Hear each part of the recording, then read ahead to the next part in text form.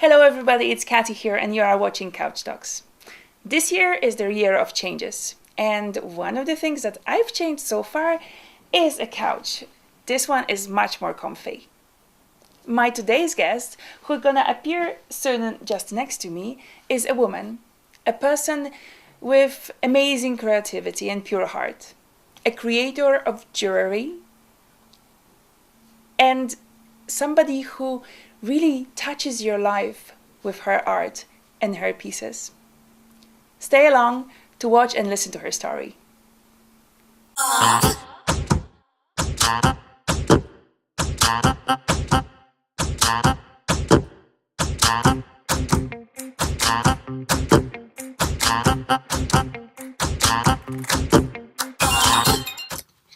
Please welcome on my couch Evelyn Holzeis, the owner and the creator of EIV Jewellery.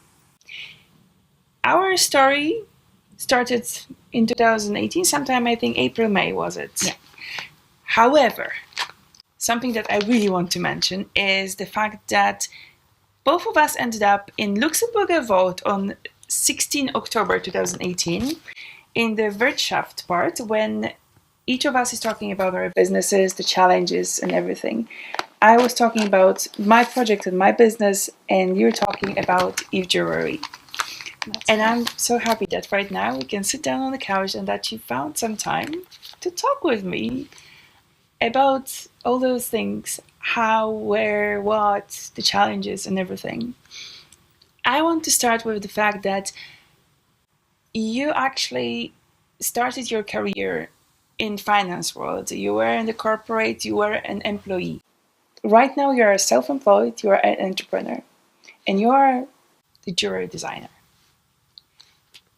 What happened? Why was it? And was it just like one day you decided, okay, I will create jewelry business?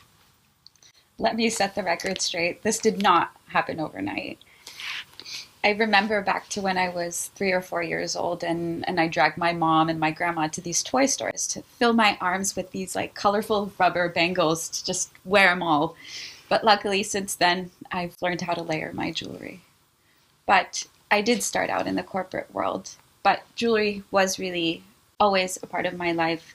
I remember when I was doing an internship, and with the money that I made, I went and designed pieces for myself just to commemorate all the hard effort and the achievements that I did in getting there. And this has continued on throughout my career. So whenever I hit a milestone, I like to reward myself with one of my own designs. And I happen to get a lot of compliments. And since I did always tap into this creative side of myself, I decided why not go for it. And what actually, so you make jewelry with different approach, I would say a bit. You are very personalized to that, but what I would like to know, where do you get your inspiration from the most? My inspiration comes from so many areas. I don't know even where to begin, but I would say mostly my travels, and I do people watching, but not in a creepy way. I like to observe people and how they accessorize themselves, because jewelry is really, really personal. How you wear it, what you combine it with, the colors, all of it. But for my most recent collection, which is actually a silver collection, I was inspired by ancient civilizations, precisely the Roman era, the Phoenicians, and my travels in Pompeii really led to a lot of research, because I saw frescoes and mosaics, so that really created a good foundation for my most recent collection. So you can say right now that you're a full-time entrepreneur, set on the goals, Oh yeah, conquering the world. As the entrepreneur, each person in that life, I would say they have different type of challenges. What is right now your biggest challenge? Well, a challenge can also be a good thing. And in my case, the fact that I'm an unknown, so to speak, is a difficulty that I face, because if I want to be successful, I need to become more well known by individuals. But it's also, I think, an asset, because unlike more established companies, I can add my own spin to it. I can add that personal touch, which bigger brands are not able to do. That's definitely something important, especially if you want really the jewelry be associated with a person and be the award, as you Yes. said, for that. So in that area, you work with people, and looking at that angle, what, maybe not a challenge, but what is your golden rule in cooperating with people and making them happy? I think, like with every business, the most important thing is to listen to your client as much as possible, because if you don't listen, you won't be able to deliver. And of course, I try to find a fine line between their expectations and also what's in line with my designs. So it's always about bridging the two together and finding a happy medium. So simply just still being your brand. Exactly. And being within your values, your core, your idea, but at the same time adjusting a bit to the client and listening. So right now we can purchase your products on your own website. And by consultation. Yeah, and by consultation, like one-to-one. Exactly. On a couch maybe. Why not? It's possible. But I know that there are goals to be achieved, goals of places, shops that you would like your jewelry be in. And what would be that? Which areas, which shops would actually be those that you would dream of?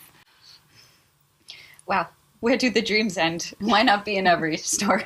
No, I'm joking, but I would of course love to be in brick and mortar retailers in big fashion capitals. If I'm allowed to name drop, I wouldn't mind Harris or Saks. But yeah, it would be amazing to just have people actually come in and see the pieces for themselves, because they do speak more to you than when they're just on a screen. But in terms of, let's say, more achievable goals for the time being, it's just to be more in the Benelux area, of course, with the goal of expanding. But most importantly, to always stay true to my designs and make sure that they're always handmade with those special touches that make them unique. Okay, so for all those big shops, guys, everybody, please keep the fingers crossed. We can do it. You can do it. I strongly believe in that. So we already know a bit of the dreams for the shops, but what is the biggest dream, and maybe some tiny dreams for EIV Jewellery? Is it like, would you like stars wear it only, or is it for everybody? What is it for you, this biggest dream? Where would you like to see your jewelry, and on whom? Or well, of course, I'm not gonna lie, I would love for my designs to be on celebrities. If I can name drop again, I would love Cate Blanchet. She's so elegant, so statuesque. She's perfection. Otherwise, of course, I'm happy with normal people like us, non-red carpet people, to wear my designs. Amazing. Okay, guys. Thank you very much, Evelyn, for sitting and finding time. It's like the most important is actually achieving your goal, and I really hope for your goals to come true. So Cate Blanchet, if you're listening to our YouTube channel and to Couch Talks, please contact EIV.